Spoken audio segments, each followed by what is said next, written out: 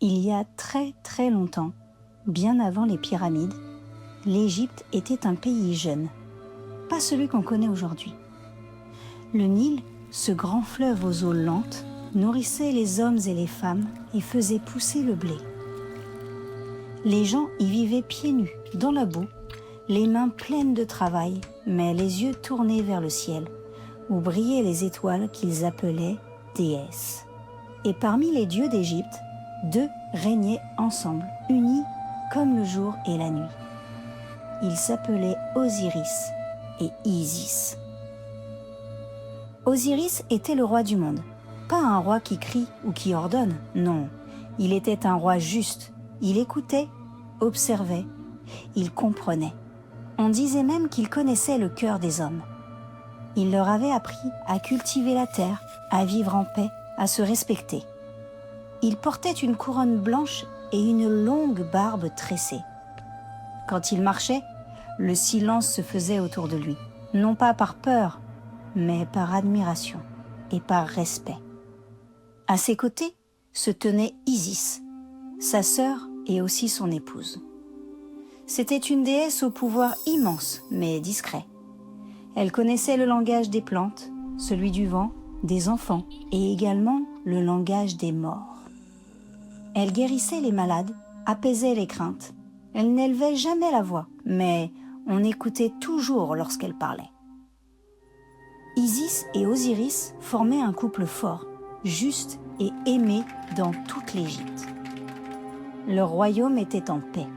Mais il y avait un autre frère. Il s'appelait Seth. Seth était à l'opposé d'Osiris. Il n'aimait pas la paix, le calme. Lui régnait sur le désert, sur le feu, sur les tempêtes. Là où Osiris semait l'ordre, Seth semait le chaos. Il ne comprenait pas ce monde de règles, de lois, de récoltes et de patience. Lui voulait régner seul, faire plier le monde à sa volonté. Et surtout, il voulait le trône. Il observa son frère longtemps, très longtemps. Et dans son cœur grandit un plan sournois, silencieux et dangereux. Il prit le temps de mettre les choses en place afin que ce plan soit parfait. Un jour, Seth organisa une grande fête en l'honneur d'Osiris, son frère. Le palais était rempli de musiciens, de danseurs, de vins doux et de dattes sucrées. Osiris, souriant et insouciant, accepta l'invitation, sans savoir le plan qui l'attendait. Au centre de la salle, un coffre brillait sous les torches. Il était sculpté dans le bois le plus fin, incrusté de pierres précieuses et d'or. Ce coffre était magnifique. « Ce coffre est magique », déclara Seth à la foule. « Il n'est fait que pour une seule personne, une seule. Celui qui entrera parfaitement dedans pourra le garder. » Tous les invités se mirent à rire, mais ils étaient tous intrigués.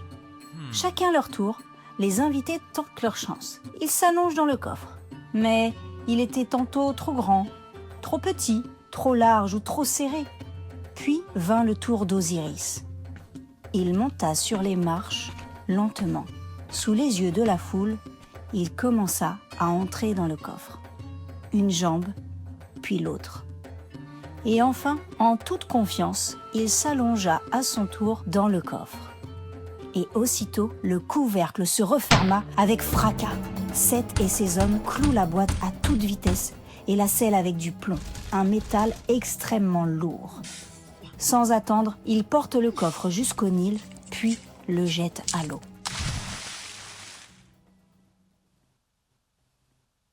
Osiris, le roi juste, disparaît alors lentement dans les eaux sombres du Nil.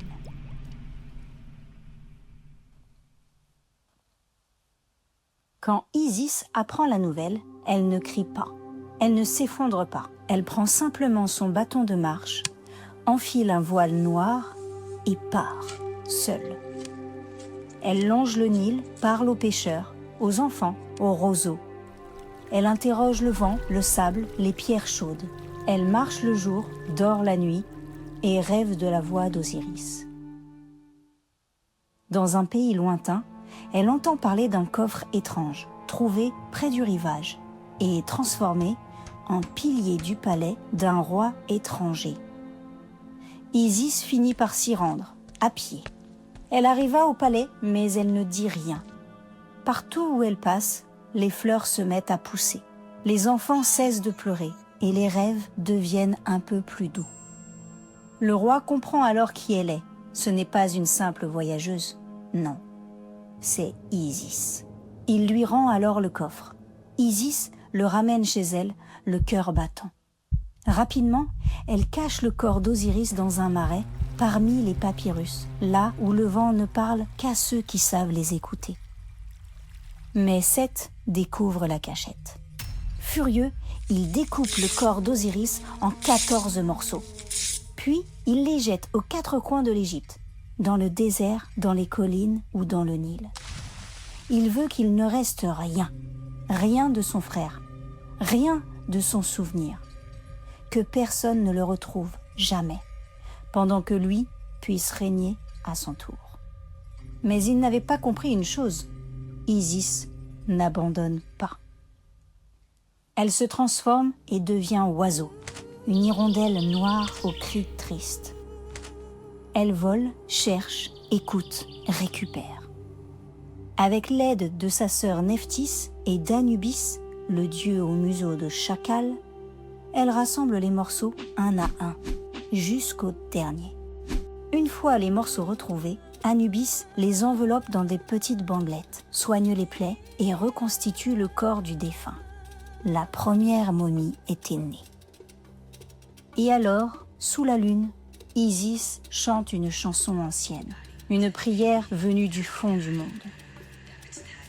Le corps d'Osiris s'anime, il ouvre les yeux, il respire. Mais il ne peut plus rester, car il a été arraché au monde des vivants, et ce monde n'est plus pour lui. Alors Osiris descend dans un autre royaume, le royaume des morts. Là, il devient à nouveau roi. Mais cette fois, il ne règne pas sur les champs, mais sur les âmes. Il pèse le cœur des défunts et les accueille, mais seulement si leur cœur est assez léger. Et leur cœur est assez léger s'ils se sont bien conduits toute leur vie, avec gentillesse et bienveillance. Alors seulement, il les guide vers les champs éternels. Il est le premier roi de l'au-delà, et son nom vivra dans chaque tombe, dans chaque rituel, dans chaque prière murmurée. Seth avait échoué, car Osiris est devenu éternel. Quant à Isis, elle se retire dans le silence. Elle porte désormais en elle une vie nouvelle, un fils. Il s'appellera Horus, l'enfant au regard de faucon. Elle l'élèvera loin, très loin de Seth, dans le secret des marais. Et avec amour, elle lui enseignera le courage, la justice, ainsi que l'histoire de son père, Osiris. Un jour, Horus affrontera Seth. Mais ça, c'est une autre histoire.